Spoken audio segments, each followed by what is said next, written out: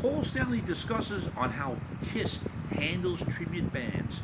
This is the Rock and Roll Weatherman. My name is Sean Morrison, and he says it's a matter of giving them the license to do it that can be revoked at any time. Does this sound arrogant for Mr. Stanley?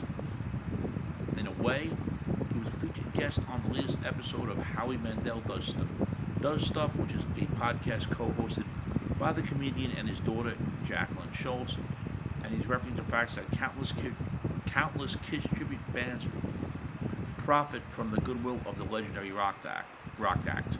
And yes, there are tons of Kiss tributes out there. Mr. Morrison has seen a few here and there, but how many more can you see, or how many more do you really want to see? And Stanley goes on to say, there are some Kiss tributes that we've allowed to continue.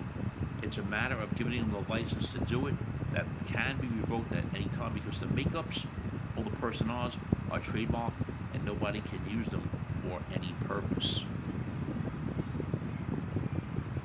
Okay, are you actually sending cease and desists out to some of the Kiss tribute bands you don't like? Are you sending spies out there to videotape to let you know if you think the tribute's good or not, etc.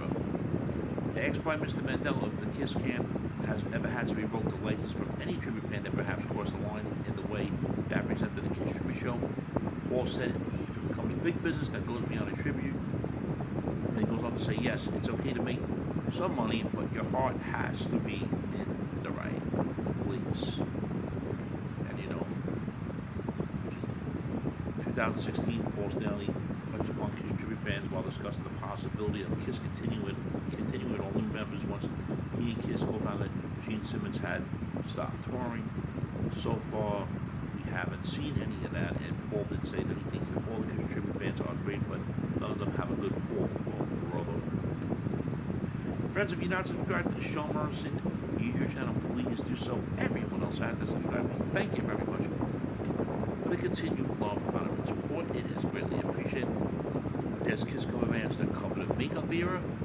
There's Kiss cover bands that cover the non-makeup era. There's Kiss cover bands that obviously cover both. There are Kiss cover bands, obviously the ones that cover the makeup era do wear the makeup and costumes. The non-makeup era, I would say they're not wearing makeup. But like I said, I am not watching 5,000 different Kiss tribute bands performing. Because basically it's usually the similar set list that each one keeps playing, so and I give them credit for performing the music of the band Kiss. So what do you think about Paul Stanley saying about how Kiss handles the tribute bands, and it's a matter of giving them the license to do it that can be revoked at any time? Your thoughts on the comments of Paul Stanley.